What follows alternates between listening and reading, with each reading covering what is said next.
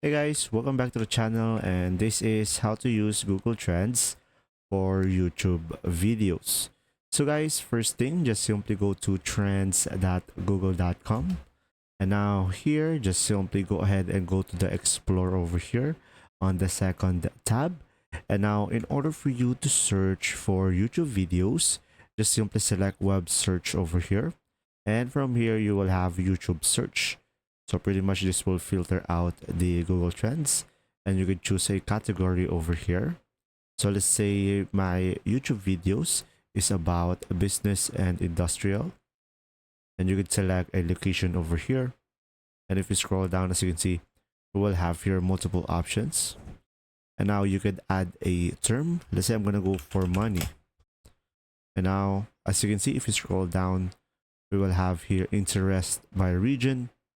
So these are the locations.